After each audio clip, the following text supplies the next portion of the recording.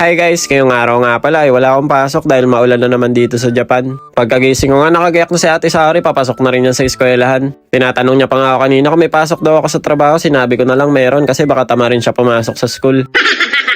Pagkaalis nga ni Ate Saori, si Mami Cherry at saka si Seichi naman yung gumayak. Hindi nga pala papasok si Seichi sa school guys, pupunta lang sila ni Mami Cherry sa may clinic. Humahabol pa nga si Bochog dyan kanina, hindi naman siya pwedeng sumama dahil umaambon. Sabi kasi ng doktor kay Seichi kahapon kapag ka daw nilagnat ulit balik daw sa may clinic. Kaninang umaga nilagnat ulit si Seichi kaya ayun binalik ni Mami Cherry. Maya-mayang konti nga nung sinumpong na si Shinji, pinakain ko na muna nitong tinapay niya. Inis na inis nga kanina nung nagugutom, nasanay kasi sa nanay niya na dumedede.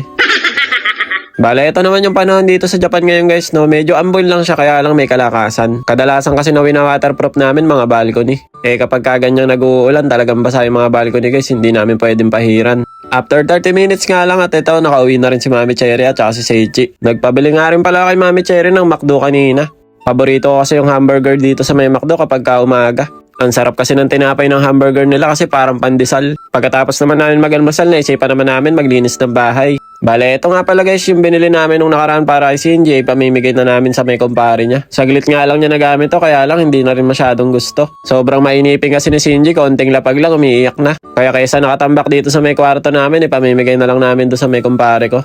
Bale, hindi lang pala linis yung ginawa namin kanina umaga, nilipat na rin namin yung mga ibang gamit dito sa kwarto. Inalis ko na nga rin pala yung computer ko dito sa may kwarto namin para medyo lumuwag tignan. Tapos yung computer ko naman, nilipat ko na lang dito sa may kabilang kwarto kasi hindi ko rin naman masyado nagagamit. Pero magagamit ko na to, dito na siguro tayo mag-edit ng mga vlog natin. Pagkatapos nga namin magligpit ni Mami Cherry, ako gutom na gutom kami. Kaya lang yung inadobo natin kagabi guys, naubos na yung sabaw kaya kaninang umaga nilagyan ko pa ng toyo at saka ng suka. Tapos nilagyan ko na lang ulit ng konting tubig para magkasabaw ulit. Andaya ni Seichi, no? Nagkakasakit kapag umaga, pag tanghali at hapon, nawawala Ayaw lang ata pumasok sa school kaya nagsasakit-sakitan Pagkatapos nga namin kumain, pinaliguan naman ni Mami Cherry si Bochog. Inis na inis kasi kanina, hindi namin alam kung naiinitan ba siya o nangangate.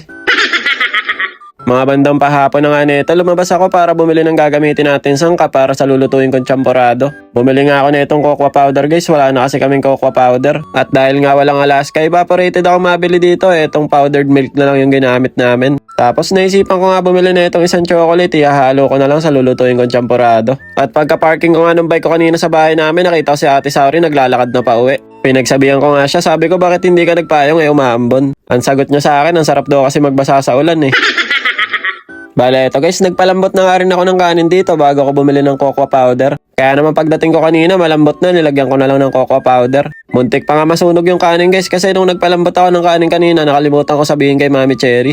Kaya sabi niya sa akin kanina, muntik na raw ito maging sinaing dahil wala na raw tubig. Muntik na kasing masunog yung ilalim kaya ayun, dinagdagan ko na lang ulit ng maraming tubig. Bale, ito guys, luto na nga pala yung champorado natin. Ang tagal na nga rin nung huling kain namin ng champorado kaya excited ko rin lutuin to kanina. Pagkaluto ko nga ng champorado, una na namin pinagmerienda si Saori at saka si Seichi. Mahilig naman yung dalawang bata na yan guys sa champorado kasi dati pa lang pinagluluto ko na sila nito. Kaya naman marami na rin silang alam kainin sa mga pagkain natin Pilipino. Maya-mayang konti nga dumating na rin yung mga bisita namin. Pinakuha na rin kasi namin sa kumpare ni Shinji yung ibibigay namin sa kanila. Tapos sinakay na rin namin kagad dito sa likuran ng sasakyan nila. Para mamayang pauwi hindi na sila mahirapan dahil medyo mabigat din. Bale eto guys, sinimulan na nga namin magmerienda na itong champorado. Napakasarap talaga ng champorado lalo na kapag umuulan. Nauna na nga muna magmerienda yung mga tatay. Tapos pagkatapos namin kasunod na yung mga nanay kasi walang magbabantay sa dalawang bata. Pagkatapos nga namin magmerienda kami naman yung nagbantay sa mga bata. Tapos yung mga mami naman yung sumunod na nagmerienda. Balak na nga rin sana nila matulog dito sa bahay namin kasi sabi ko dito na sila matulog. Yun nga lang daw itong kumpare ni Bochog dadalawin daw ng lola niya kaya ayun kailangan nilang umuwi. So paano guys, hanggang dito na lang muna.